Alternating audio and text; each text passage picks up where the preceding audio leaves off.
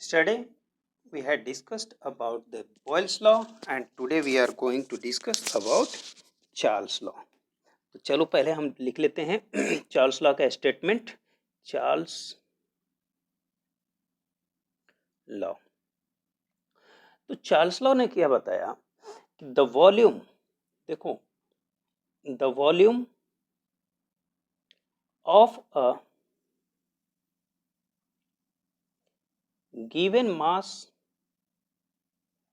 of a gas increases or decreases by कितने से 1/273 of its volume at 0 degree Celsius for each degree rise। ठीक है, rise और falls in temperature.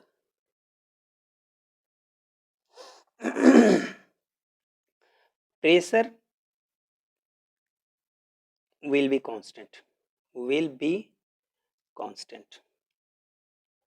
इन्होंने क्या किया कि प्रेशर को कांस्टेंट कर दिया। प्रेशर को कांस्टेंट करके इन्होंने बताया कि the volume of a given mass of a gas increases और decreases by 1/273 of its volume. जितना वॉल्यूम उसका रहेगा उसका 1/273 या तो इंक्रीज करेगा या तो डिक्रीज करेगा at 0 degree Celsius for each degree rise और फॉल्स।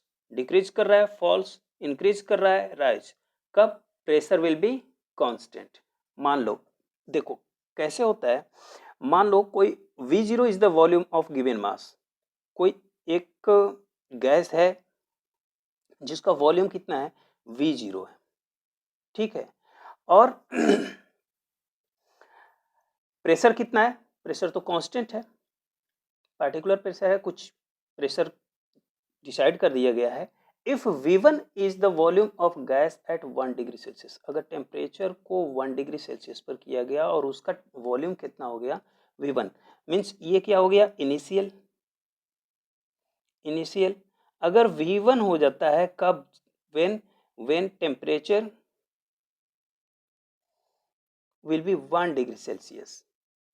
प्रेशर तो कांस्टेंट है, तो यहाँ पर चार्ल्स लॉ जब अप्लाई करते हैं तो V1 किसके इक्वल होगा, V0 प्लस V0 अपॉन 273। अब इसको हम लिख सकते हैं कि V0 under bracket 1 plus 1 upon 273 is that. If अगर मान लो कि यही अगर V2 हो गया, कब, 2 डिग्री सेल्सियस पर टेम्परेचर V1 था, वॉल्यूम V1 था, कब, 1 डिग्री सेल्सियस पर। If volume will be, volume is V2 at 2 degree Celsius, तो V2 कितना हो जाएगा, V2 भी होगा V0 plus 2 multiplied by V0 upon 273। अगर इसे हम लिखना चाहें तो हम लिख सकते हैं V0 under bracket 1 plus 2 upon 273 लिख सकते हैं। अब इन दोनों को अगर हम रिलेट करें, तो हम लिख सकते हैं कि Vt is equal to V0 under bracket 1 plus T upon 273। देखो यहाँ पर जैसे जैसे 1 डिग्री था, यहाँ 1 डिग्री था, तो यहाँ की क्या आया, 1/273। यहाँ 2 डिग्री हो गया तो क्या आ गया, 2/273। इसी तरह से अगर यहाँ पर T हो गया, T डिग्री सी, तो क्या हो जाएगा, Vt is equal to V0 under bracket 1 plus T upon 273। Okay, now Charles law अब आगे क्या बताता है कि Vt is equal to V0 under bracket 1 plus 2 upon T upon 273। अगर इसको हम लिखना चाहें तो लिख सकते हैं कि V0 under bracket 273 plus T upon 273 लिख सकते हैं। इसे हम सॉल्व करेंगे तो ये कितना आएगा 273 प्लस टी अपॉन 273 और इसी को हम लिख सकते हैं कि V0 under bracket 273 plus T upon 273 plus 0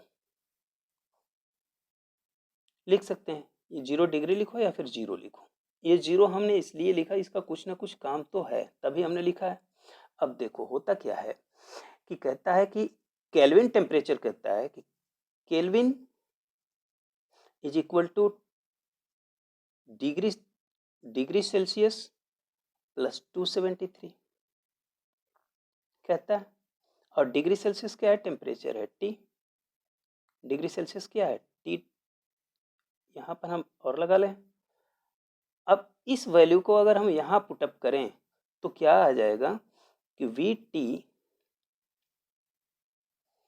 is equal to V T equal to क्या आ जाएगा? V zero under bracket 273 plus T. Kelvin temperature कहता है, केल्विन टेम्परेचर को हम क्या कहते हैं? टी। के टी और टी टी। ठीक है। अब हम क्या लिख सकते हैं? We zero under bracket T T upon T zero लिख सकते हैं। ये केल्विन टेम्परेचर है टी टी, ये 0 डिग्री केल्विन पर। तो इसको हम लिख सकते हैं V T is equal to V zero T T upon T zero, या हम लिख सकते हैं V T upon T T is equal to V zero upon T zero लिख सकते हैं। अब देखो V T upon T T equal to V zero upon T zero, ये इंडिकेट क्या करता है कि V upon T is equal to constant.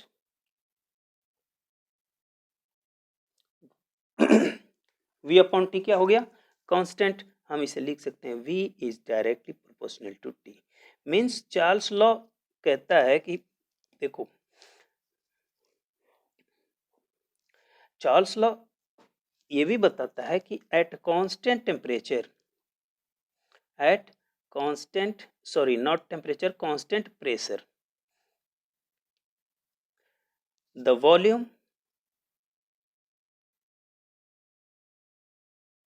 of a given mass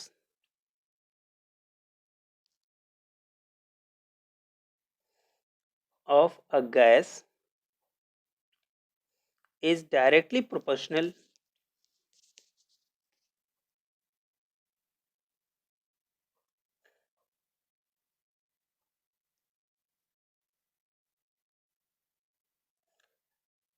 to its absolute temperature, absolute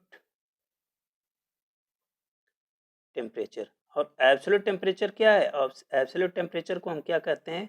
kelvin temperature, kelvin temperature. ठीक है।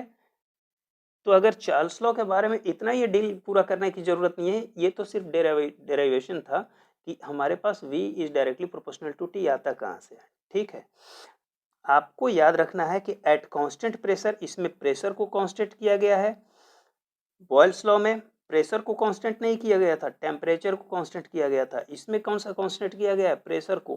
Pressure constant करके इन्होंने volume और टेम्परेचर में रिलेशन बताया है कि the volume of a given mass of a gas is directly proportional to its absolute temperature, not only temperature but absolute temperature means Kelvin temperature.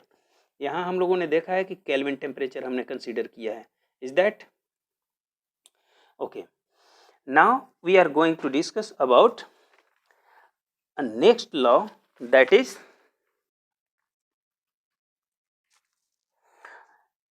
combined gas law।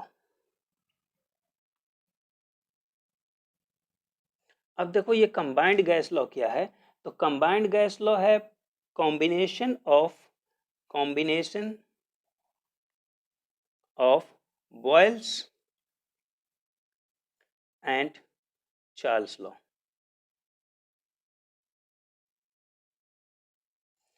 ये Boyle's law और Charles law का combination है।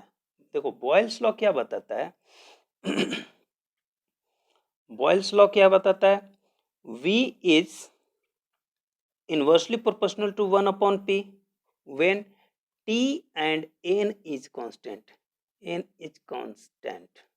कहोगे कि N क्या है, तो N है number of means fixed volume या इसी को कहते हैं नंबर ऑफ मोल्स। आप लोग पढ़े हो कई बार। चार्ल्स लॉ यहीं पर क्या कहता है,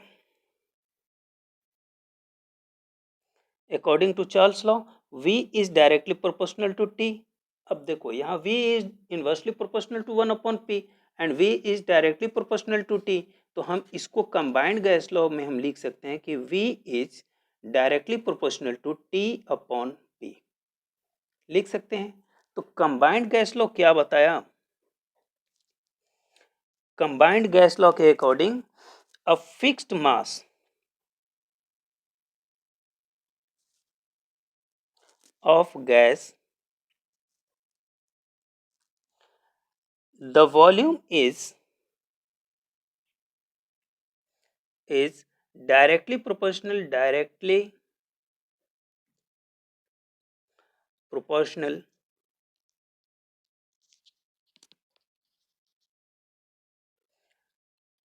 to the temperature and inversely proportional